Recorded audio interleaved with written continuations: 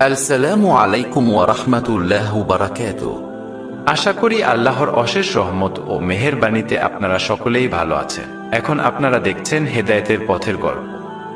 সাদমান তেজি কণ্ঠে বলল, মুখ সামলে কথা বলো। ও আমার স্ত্রী হয়। ছেলেগুলো হাসতে হাসতে বলল, মডার্ন ছেলের আবার বোরকাওয়ালি বউ। যাই হোক, আমরা আপনার বউয়ের চেহারাটা দেখতে চাই। গলায় কানে স্বর্ণ আছে কিনা দেখব। ভালোয় ভালোয় আমাদের কাজ করতে দেন। না হলে কি? রাগে ফেটে পড়ে বলল সাদমান। না হলে আমরা নিজেই সব খুলে ফেলব। সাদমান তৎক্ষণাৎ একটা ঘুষি বসিয়ে দিল ছেলেটার গায়ে। রাগে ফুঁসতে ফুঁসতে বলল, উনি কারোর সামনে নিজের চেহারা দেখায় না, আর তোদের মতো ফালতু ছেলেরা ওনার চেহারা দেখবে। আজকে তো মেরে তোদের হাড্ডি গুঁড়া করব আমি। ছেলেগুলো ধস্তাধস্তি শুরু করলো সাদমানের সাথে। নুরা বিচলিত হয়ে আছে। ছেলেদের কাছে ছুরি আছে, সাদমানের না লেগে যায়। সাদমান মিহিকে উদ্দেশ্য করে দ্রুত বলল, মিহি, গাড়িতে রাখা আমার আরেকটা ফোন আছে, পুলিশকে কল করো তাড়াতাড়ি। একটা ছেলে মিহির দিকে তেড়ে যেতেই মিহি একটা জড়সড় দৌড় দিল। সাদমান বিস্মিত হয়েছে অনেকখানি। মিহি সাদমানের গাড়ির দিকে না গিয়ে নিজের গাড়ির দিকে দৌড় দিয়েছে। ছেলেগুলো ছুরি ধরে সাদমানকে সাবধান করার চেষ্টা করছে। নুরা বুঝতে পারছে যে কোনো সময় তারা ছুরি লাগিয়ে দিবে সাদমানের গায়ে। নুরা আর ঠিক থাকতে না পেরে সাদমানকে গিয়ে ধরল। টেনে সরিয়ে আনার চেষ্টা করছে সে। সাদমান নুরাকে সরিয়ে দিয়ে বলল, দূরে গিয়ে দাঁড়ান আপনি। নুরা কিছুতেই সরছে না। তৎক্ষণাৎ একটা ছেলে সাদমানকে আঘাত করছিল। নুরা সেটা আটকানোর চেষ্টা করে হাত দিতেই তার হাতে লাগলো ছুরির আঘাত। নুরা কুকিয়ে উঠল। সাদমানও আতকে উঠল। ছেলেগুলোকে এবার সে বেদম পেটাতে শুরু করল। এক পর্যায়ে লোকজন জড়ো হতে দেখে ছেলেগুলো বাইকে উঠে দ্রুত পালিয়ে গেল। নুরার রক্তাক্ত হাত চেপে ধরে আছে সাদমান। তার হাতও রক্তে মাখামাখি। অস্থির লাগছে সাদমানের। নুরা মুহূর্তেই নিস্তেজ হয়ে যাচ্ছে। সাদমানের ভিতরটা কাঁপছে। নুরার যদি কিছু হয়ে যায়, সে নুরাকে রক্ষা করতে পারল না। সাদমানের ভিতরটা কেঁদে উঠল। নুরাকে কোলে তুলে নিল সে। দৌড়ে গাড়ির কাছে চলে গেল। নুরাকে গাড়িতে তুলে হসপিটালের উদ্দেশ্যে চলল। নুরাকে ইমার্জেন্সি বিভাগে ভর্তি করে চিকিৎসা করা হচ্ছে।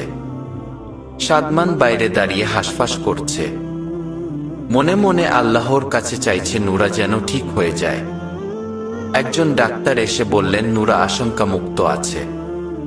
আঘাতটা বেশি গুরুতর ছিল না, তাই বাঁচানো গেছে। রক্ত একটু বেশি বেরিয়ে গেছে শরীর থেকে। আপাতত রক্ত দেওয়ার ব্যবস্থা করতে হবে।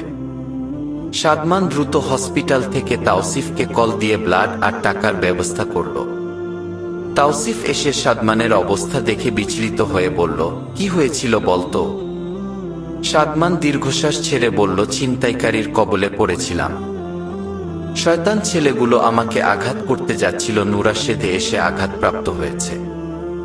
মেয়েটাকে কতবার বললাম সরে দাঁড়াতে, শুনলই না আমার কথা। তাওসিফ এদিক ওদিক তাকিয়ে বলল, মিহি কোথায়? সাদমানের মাথা থেকে বেরিয়ে গিয়েছিল মিহির কথাটা। তাওসিফ বলায় মনে পড়ল। রাজ্যের বিরক্তি নিয়ে বলল, পরিস্থিতি বুঝে পালিয়ে গিয়েছে। তাওসিফ বিস্মিত হয়ে বলল, বাহ, তোর গার্লফ্রেন্ড তোকে বিপদের মধ্যে রেখে পালালো, আর মেনে না নেয়া বউ তোর জন্য আঘাত পেল। সুন্দর তো ব্যাপারটা। সাদমান আমতা আমতা করে বলল, ভয় পেয়ে গিয়েছিল। সেটাই তো, যে নিজের থেকেও বেশি আরেকটা মানুষকে ভালোবাসে সে কখনো সেই মানুষটাকে বিপদে ফেলে যেতে পারে না। সব ভয় জয় করে ফেলে নুরার মতো। তোর মিহির মতো আপন পরাণ বাঁচায় না। সাদমান কোনো কথা বলল না। কথাটা তার মনের গভীরে লেগেছে। সত্যিই তো আজকে নুরার কাজটা মিহির করা উচিত ছিল। অথচ মিহি তখন চাইলে অন্য কিছু করতে পারত। কিছুই না করে সে নিজের জান নিয়ে পালিয়ে গেল। কিন্তু নুরাকে সাদমান সরে দাঁড়াতে বলার পরেও সে এগিয়ে এলো। সাদমানের আঘাত লাগতে দিল না। নুরা কি তাহলে সত্যিই বলে হালাল সম্পর্কের থেকে সুন্দর আর কিছু নেই? কি আছে এই হালাল সম্পর্কে? সাদমানের সেই সম্পর্কের সৌন্দর্য অনুসন্ধান করতে যাওয়ার পালা এবার। নুরা হসপিটালের বেডে শুয়ে আছে। সাদমান ভিতরে প্রবেশ করল। আস্তে করে বলল, আসসালামু আলাইকুম। নুরা বলে সালাম দিলে সেই মানুষটার উপর শান্তি বর্ষিত হয়। নুরার ঠিক হওয়াটা এখন জরুরি। নুরার কষ্টের মরুভূমিতে খানিকটা রহমতের বৃষ্টির মতো লাগল। কাপা গলায় বলল, ওয়ালাইকুম আসসালাম। সাদমান চেয়ার টেনে নুরার পাশে গিয়ে বসল। মেয়েটার ডান হাতে ব্যান্ডেজ করা। একজন নার্স এসে বলে গেলেন নুরাকে কিছু খাওয়াতে। সাদমান বাইরে থেকে স্যুপ নিয়ে এসেছে। নুরাকে তুলে বসিয়ে নিজের হাতে খাইয়ে দিল। নুরা এবার বলল, বাসায় বাবা মা জানে কিছু? সাদমান না সূচক মাথা নাড়াল। চিন্তা করবেন দেখে সে কিছু বলেনি তাদের। নুরা বলল, ভালো করেছেন। বাবা মা দুশ্চিন্তা করতেন, কিন্তু আমার আম্মাকে আর নোহাকে দেখতে খুব ইচ্ছে হচ্ছে। সেটা তো সম্ভব না, একটু কথা বলিয়ে দিবেন। সাদমান রাজি হল। নুরার সামনে ফোন স্পিকার দিয়ে ধরল। নুরা আলেয়া বেগম এবং নোহার সাথে কথা বলল। যখনই সে তাদের সাথে কথা বলে তার চোখ ভেজা থাকে। সাদমান খেয়াল করে বলল, তোমার খুব মন খারাপ হয় মা বোনের জন্য, তাই না? নুরা মাথা নাড়াল। খেয়াল করল সাদমান তাকে তুমি বলা শুরু করেছে। সাদমান দীর্ঘশ্বাস ছেড়ে বলল, তুমি তো দেখি খুব সাহসী। কেন? ছিনতাইকারীর ছুরির সামনে চলে গেলে নির্ভয়ে। ওরা আপনাকে আঘাত করছিল তো কি হয়েছিল? আমি সামলে নিতাম। এখন আমার যতটা কষ্ট হচ্ছে তখন এর থেকে অনেক বেশি কষ্ট হতো। সাদমান এক মুহূর্ত নুরার দিকে নিঃশব্দে তাকিয়ে রইল। সে মাথা নিচু করে আছে। সাদমান নিঃশব্দে হাসল। তারপর বলল, আমার জন্য এত কষ্ট পাওয়ার কারণ কি? নুরা আস্তে করে বলল, জানি না। সাদমান অপলক তাকিয়ে রইল। নুরাকে বাসায় নিয়ে গেলে মিসেস লিপি আর হক সাহেব সাদমানকে খুব বকলেন তাদের কিছু না জানানোর জন্য। সাদমান সব বুঝিয়ে বলল তাদের। নুরা সুস্থ হয়ে না ওঠা পর্যন্ত সে নুরাকে খাইয়ে দিল। ওষুধ খাওয়ালো সময় মতো। অনেক যত্ন করল তার। নুরা দ্রুতই সুস্থ হয়ে উঠল। তাদের সম্পর্কটা কিছুটা স্বাভাবিক হয়ে গেছে, বন্ধুর মতো। একে অপরের খেয়াল রাখে, যত্ন নেয়, সুখ দুঃখ বুঝার চেষ্টা করে। অথচ এখনো কেউ কাউকে ভালোবাসে কিনা জানে না। নুরা মোটামুটি সুস্থ হতেই সাদমান ছুটি নিয়ে ফিরে গেল। আর ছুটি কাটানো সম্ভব হচ্ছিল না তার পক্ষে। পুরোপুরি ব্যস্ত হয়ে গেল। কখনো কখনো রাতেও বাইরে কাজে থাকে সে। নুরার এগুলো মোটেও ভালো লাগে না। সাদমান নামাজ পড়ে না, ইসলামিক জীবন ধারণ করে না। আল্লাহর রাসূল সাল্লাল্লাহু আলাইহি ওয়াসাল্লাম ইরশাদ করেন, কোনো ব্যক্তি এবং কুফরি ও শিরকের মধ্যে ব্যবধান শুধু নামাজ না পড়া। যে নামাজ ছেড়ে দিল সে কাফের হয়ে গেল, কাফেরের মতো কাজ করল। সহিহ মুসলিম হাদিস ৮২ নাম্বার। হাদিসটা মনে পড়তেই নুরার বুক কেঁপে উঠল, কান্না পেয়ে গেল। সে আস্তে আস্তে সাদমানকে ভালোবাসতে শুরু করেছে। তার স্বামী, তার ভালোবাসার মানুষ নামাজ পড়ে না, অশালীন জীবন কাটায়। এটা কিছুতেই মেনে উঠতে পারছে না। নুরা অঝরে কাঁদছে। হঠাৎ কলিং বেল বাজল। লিপি নুরাকে ডাক দিলেন।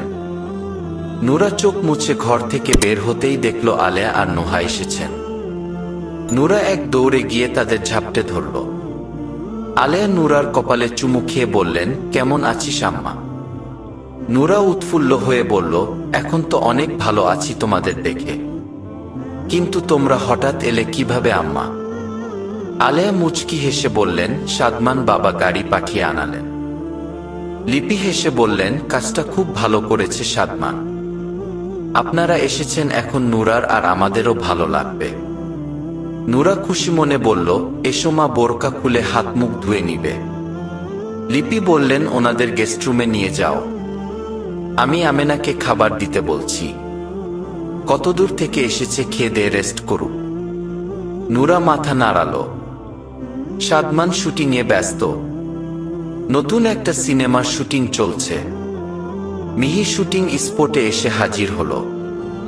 এখানে অনেকেই মিহিকে চিনে, তাই ঢুকতে পারল সে। মিহি এসেই সাদমানকে সেদিনের বিষয়ে বুঝাতে শুরু করল। সাদমান শুটিংয়ের বিরতিতে রেস্ট নিচ্ছিল তখন।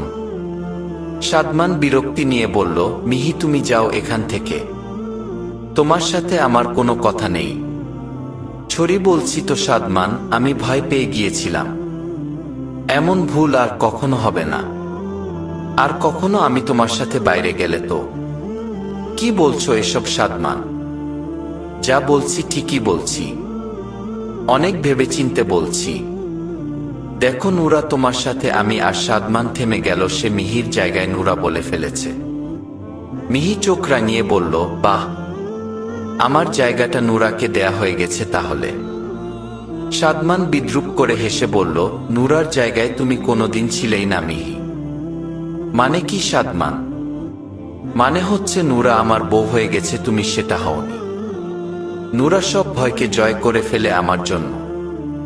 তুমি বিপদে আমাকে ফেলে রেখে পালাও। নূরা নিজের থেকে আমাকে বেশি ভালোবাসে। তুমি আমাকে ভালোই বাসো না। কি বললে সাদমান? আমি ভালোবাসি না তোমাকে? ওই মেয়েটা ভালোবাসে। প্রমাণ তো তুমি নিজেই দিলে। মেয়েটা তোমার ব্রেন ওয়াশ করেছে সাদমান, তাই তুমি ঠিক ভুল বুঝতে পারছো না। ভাগ্যেশ ব্রেন ওয়াশ করেছে, না হলে তো তোমাকেই চিনতে পারতাম না। পরে কিন্তু তোমাকে আফসোস করতে হবে। সব হারাবে তুমি, আমি বলে দিচ্ছি সাদমান। মেয়েটা তোমার জীবনে এসেছে সব কেড়ে নিতে। প্রথমেই তোমার ভালোবাসা কেড়ে নিল সে, আমাকে সরিয়ে দিল। এরপর শেষ করবে তোমার ক্যারিয়ার। তোমার এসব ভাবতে হবে না মিহি। আমার ক্যারিয়ার আমি আমার বাপ মায়ের জন্যেও শেষ করিনি। সাদমানের ক্যারিয়ার কেউ খারাপ করতে পারবে না। তোমাকে পুরো শেষ করে দিবে সে, দেখে নিও। সাদমান যেমন আছে তেমনই থাকবে। সাদমান কারোর জন্য শেষও হয় না, বদলায়ও না। আজকে আমি তোমাকে ছাড়ার সিদ্ধান্ত নিয়েছি, পুরোপুরি নিজের মতে। সাদমানকে কেউ কিছু জোর করেও করাতে পারে না, যদি সে সেটা না চায়। তুমি একদিন অনেক কাঁদবে সাদমান। নূরা বলে কেউ ভবিষ্যৎ দেখতে পায় না। তুমিও নিশ্চয়ই আমারটা দেখতে পাচ্ছ না। পারলে আমি তোমার থেকে জেনে নিতাম কি করে নূরার আর আমার সম্পর্কটা স্বাভাবিক হবে। এখন বিদে হও এখান থেকে। আমার শুটিং সেটে যেতে হবে। মিহির আগে ফুঁসতে ফুঁসতে বলল, তুমি শেষ হয়ে যাবে সাদমান, একমাত্র ওই মেয়েটার জন্য। কথাটা বলে সে হন হন করে বেরিয়ে গেল। সাদমান হাফ ছেড়ে বাঁচল। বাসায় ফিরতে বেশ রাত হয়ে গেল সাদমানের।